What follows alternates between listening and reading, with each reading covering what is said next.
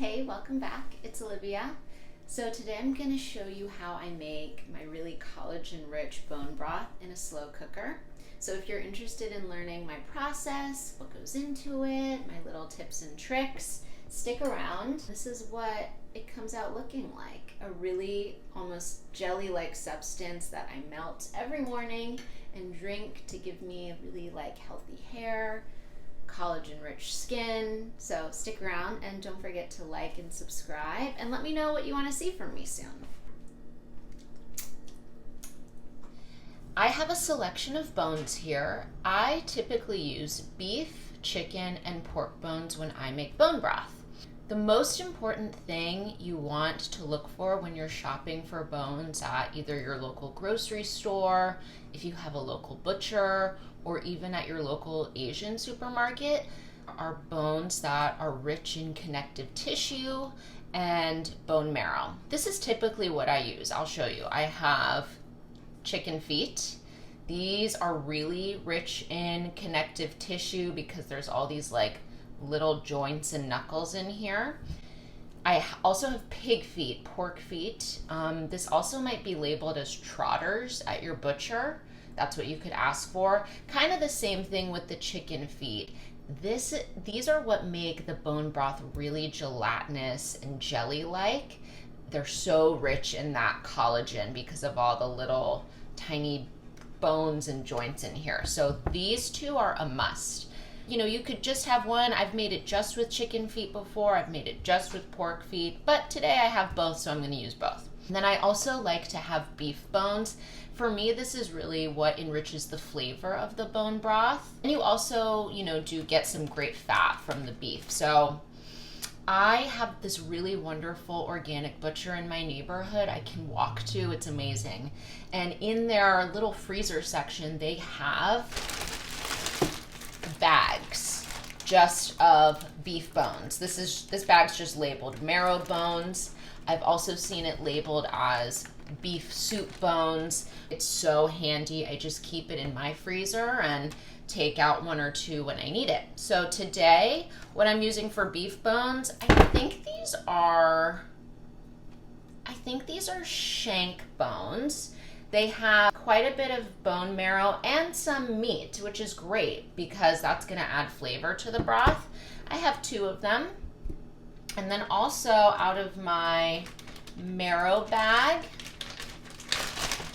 I'm going to grab maybe two of these. That should be enough. So this is a bone that has a lot of beef marrow in it. This typically comes from the shank or femur of the cow, but that bone marrow in the middle is so rich and fatty and really gonna flavor our bone broth really nicely. I would say this is probably about 4 pounds of meat. That's about typically what I use. Okay, one more thing I want to mention very quickly. Try to buy the best bones you can afford, the best quality.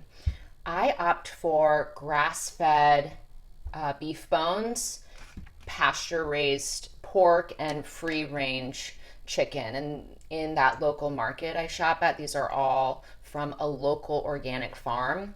I'm getting the best quality that I'm comfortable purchasing, and I know that it really does make a difference in the flavor of the bone broth.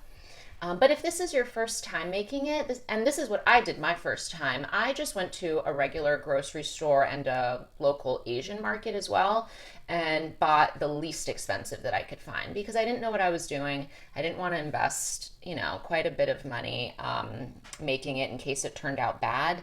And at those markets, I was able to find a whole bag of chicken feet for $2. And same with the beef. I was able to find kind of these beef marrow bones. It was almost like a 5-pound bag for $5, which is very affordable. Do that your first time, just so you don't invest a lot. But as you become more comfortable making it and as you want to improve the quality of your bone broth, I would suggest buying the best you can afford, okay? And if that's from a local butcher, wonderful. That's what I do, okay? Step 1 is to go ahead and set your oven to 450 to get ready for roasting the bones. But before we roast the bones, I like to blanch them.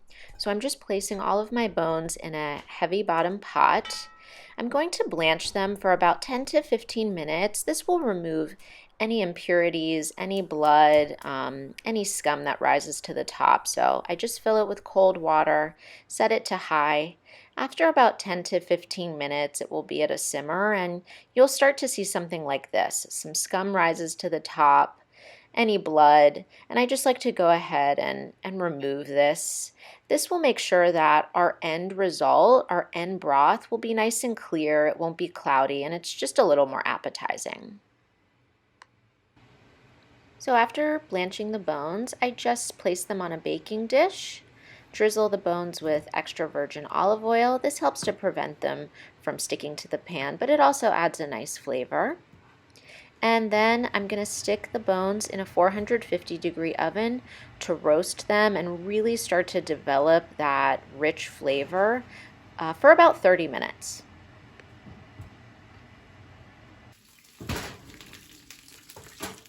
Okay, around 15 minutes, so the halfway point, I like to go ahead and just flip the bones.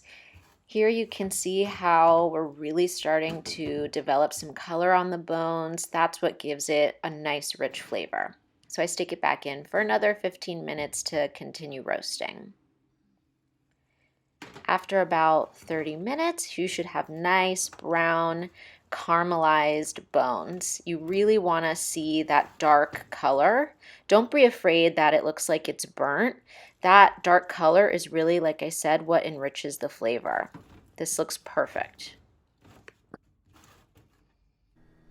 So the hard part is over. We've blanched the bones for about 15 minutes just to remove scum, any impurities, and then we roasted our bones at 450 for 30 minutes. So now we can start the long process of letting them simmer in a slow cooker. Just placing all of my bones and even the fond. That's what these little dark pieces are called. It's called fond. Placing the bones, the fond, and the fat that came out of them all in a crock pot. This is a 6-quart crock pot and they fit really well. You want to add enough water to the crock pot to ensure that your bones are covered. I just use plain tap water. I'm sure you could use filtered water if you want. And then the next thing to add is some type of vinegar. I like to use rice vinegar, no more than 1/4 cup. I've heard that this helps to draw out the gelatin from the bones. And I also like to add about a teaspoon of black peppercorns. And that's all I add right now. Water, some type of vinegar, and peppercorns. I put the lid on, and then I'm going to go ahead and place the crock pot on high. Okay, so here we are, the beginning of the long process of simmering your bone broth for hours and hours to extract the gelatin, the amino acids, the vitamins, and we'll turn it into a really delicious drink. Just want to touch on one thing. I found that in a lot of bone broth recipes and videos that I've watched on YouTube, most of them include some type of aromatics at the beginning. So they'll add in onions, carrots, celery, herbs. Sometimes I've even seen bay leaves. People will add those in right at the beginning. We're not going to do that. I actually prefer to add those in towards the end of the process, right around when there's about 3 hours left. I find that if I put them in at the beginning, can kind of muck up the flavor. I just don't think you need to simmer vegetables for 12 hours. I think that it retains the flavor of the vegetables and the aromatics a little bit more when you add them later.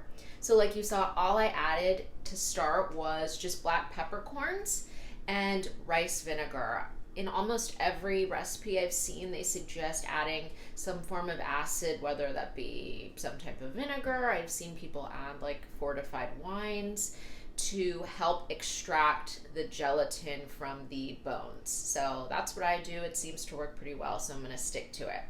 So we'll let this go for another 11, 12 hours, and I'll do check-ins in between to show you kind of updates, what I do. I continue to skim off some of the scum, and just so you can get an idea of what things are looking like at different hours.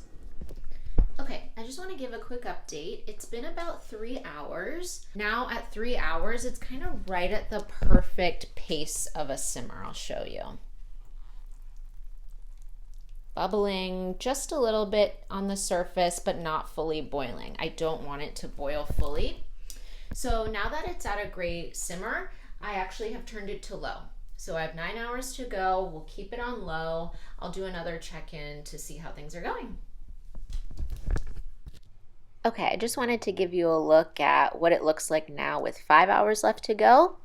The broth is at a nice rapid simmer, but not fully boiling. That's exactly what you want. And the bone should be really soft at this point, almost falling apart. This here, that was the pig foot. It's basically falling apart. I can't even pick it up. That's exactly what you want. Here is with 3 hours left. At this point, as you can see, I've added some carrots, celery, and onion. The bone marrow bone is completely empty, and the broth is really starting to come together. So this is the next morning. Yesterday, I had the crock pot on high for 3 hours to bring it to a simmer. And then I switched it to low for the last remaining 9 hours of simmering. And in the last 3 hours of cooking, that's when I decided to add my aromatics. So I added celery, carrot, and onion when there were about 3 hours left. And by that time it was nighttime and I just didn't want to deal with straining it last night. So I've had the crock pot off overnight, and this morning I'm gonna strain it and decant it into jars.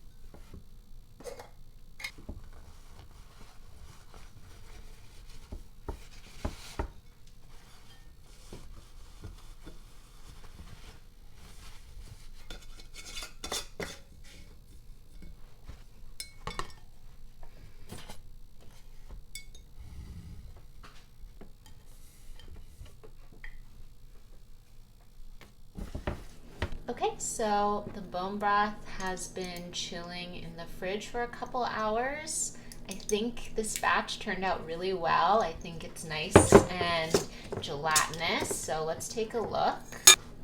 So as you can see, the fat has risen to the top. So what I like to do is just cut through the fat. It's pretty easy. I've made a couple slices. I have a plate here in front of me, and I just take a spoon and remove the fat. It comes off very easily. And what I'll do is I'll put this in a freezer safe container and freeze the fat and use it while I cook. So just how you would use olive oil or butter maybe to saute vegetables, I'll use this fat so I don't waste anything. So as you can see, we have really solid, jelly, gelatinous bone broth, which is exactly what we want. That really comes from the pig feet and the chicken feet. So I go ahead and just scoop a couple spoonfuls into a microwave safe mug and microwave it for maybe 30 seconds or so until it's melted. I'll come right back.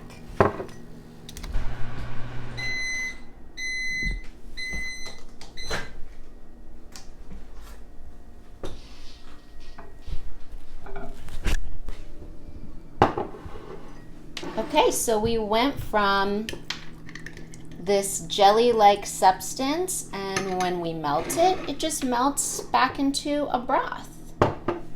And I like to add maybe a little salt. You could do that if you want. I don't add a ton. I mean, maybe a pinch of salt to season it. And then I just drink it like you would drink coffee or tea in the morning. This tastes so clean. It has a nice, rich umami kind of flavor to it, and you can feel it kind of going down and coating your throat and coating your stomach in that really rich fat. So that's how I make bone broth in a slow cooker. I hope you try it. I hope you get a really gelatinous broth. Good luck. And if you have any questions or feedback or comments, just comment down below. See you soon.